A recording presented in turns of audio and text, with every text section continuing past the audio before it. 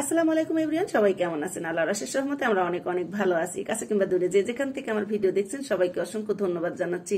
মেহমান আসা উপলক্ষে আমি কি কি রান্না করেছিলাম সেটা নিয়ে ছোট্ট একটা ভিডিও আপনাদের সঙ্গে শেয়ার করব, আশা করি ভালো লাগবে। এখানে আমি গরুর মাংস ভালো করে কেটে ধুয়ে পরিষ্কার করে নিয়েছি। রোস্ট রান্না করার জন্য আমি কক মুরগিগুলাও কেটে ধুয়ে পরিষ্কার করে নিয়েছি। এখানে 3টা কক মুরগি আছে, আর এখানে যে ব্রয়লার মুরগির যে পাখা বলি এটা আমরা, সেই পাখাটাও কিন্তু আমি এইভাবে রেখে দেই। বাজার থেকে আনলে আমি কেটে এটা আলাদা রেখে দিই। এটা দিয়ে আমি হানি চিকেন বানাই বা চিকেন ফ্রাই, এটা দিয়ে যেটাই করি না কেন আমার বাচ্চারা অনেক পছন্দ করে। আর এই যে রুই মাছ ভুনা করে নিব, অর্থাৎ ভেজে তারপরে ভুনা করে নিব। রুই মাছও আমি নিয়েছি এখানে বেশ 15-20 পিসের মতো হবে। আমি আসলে করে গুনি নেই, অনেকগুলা সবকিছু গুছিয়ে নিয়েছি। এবার রান্না করার পালা। তো চলুন আমি কিভাবে রান্না করি সেটাই আপনাদের সঙ্গে শেয়ার করব। প্রথমে আমি এই যে আজকে আসলে এক ভিডিওতে অনেক কিছু দেখানো যায় না, যেহেতু ভিডিওগুলো অনেক বড় হয়ে যায়, সেই কারণে এখানে হচ্ছে আমি 3 কেজি 3 কেজির একটু কম হবে এখানে গরু মাংস নিয়েছি। আর এটার জন্য কিন্তু এই যে আদা রসুন সবকিছু আমি মেপে রেখেছি। এখানে 3 টেবিল চামচ আদা বাটা আছে, 3 টেবিল চামচ রসুন বাটা, আর আমি প্রায় 1 কাপের মতো পেঁয়াজ ব্লান্ডারে ব্লেন্ড করে নিয়েছিলাম। সম্পূর্ণটাই এখানে আমি দিয়ে দিলাম। তো আমি আবারও বলছিলাম যে বড় আমরা আসলে অনেক কিছু দেখাতে চাই, আসলে একটা ভিডিওতে সবকিছু দেখানো যায় না। তো আমি যতটুকু সম্ভব আজকের ভিডিওতে দেখাবো, পরের ভিডিওতে বাকিগুলো আমি শেয়ার করবো আপনাদের সাথে।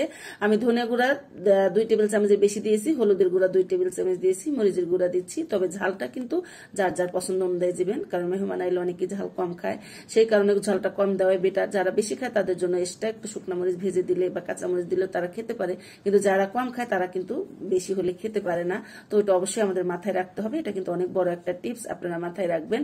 তো আমি স্বাদ মতো লবণ দিয়ে দিলাম, আর গরম মশলা গুঁড়া দিয়ে দিচ্ছি। এটা হচ্ছে আমার ঘরে হোমমেড গরম মশলা, এটা অনেক ফ্লেভারফুল হয়, এটা আমি ঘরে তৈরি করে নিই। তো এটাও যদি আপনারা দেখতে চান আমার পেজে অনেক অনেক ভিডিও দেওয়া আছে মশলার, আপনারা ওখান থেকে দেখে নিতে পারবেন। এখানে তেজপাতা দিয়েছি, সাদা এলাচ, দারচিনি, কালো এলাচও মুখটা ফাটিয়ে দিয়েছি, সাদা এলাচের মুখটা ফাটিয়ে দিয়েছি আমি।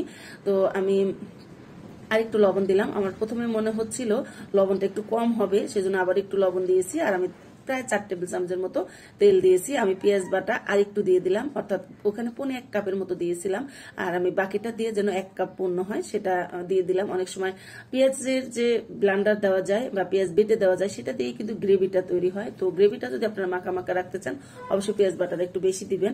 আর এই তো আমি সবকিছু দিয়ে ভালো করে মেখে নিচ্ছি। এই গরু মাংস মেখে নেওয়াটা কিন্তু অনেক বড় ইম্পর্টেন্ট, কারণ মাংস মেখে নিলে মশলাটা যেন ভালোভাবে ঢুকে একটু ঘষে ঘষে চেপে চেপে মাখতে হবে। এই কাজটা আমি খুব ভালোভাবে করি, এই জন্যই হয়তো আমার রেসিপিটা খেতে বেশি মজা হয়। সবাই বলে আপনার রেসিপি একটু অন্যরকম, তো জানি না আসলে কতটুকু অন্যরকম হয়, সবার কথাটাই আমি শেয়ার করলাম আপনাদের সাথে।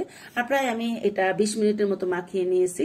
আমি এখন তো আসলে ওইভাবে দেখাতে পারলাম না, প্রায় 20 মিনিট এটা ভালো করে মেখে তো এইভাবে ঢাকনা দিয়ে রেখে দিব, তারপরে রান্না শুরু করব। তো আমার ভিডিওটা কেমন লাগলো, আশা করি ভিডিওটা আপনাদের অনেক অনেক ভালো লেগেছে। আজকের মতো বিদায় নিলাম, আল্লাহ হাফেজ।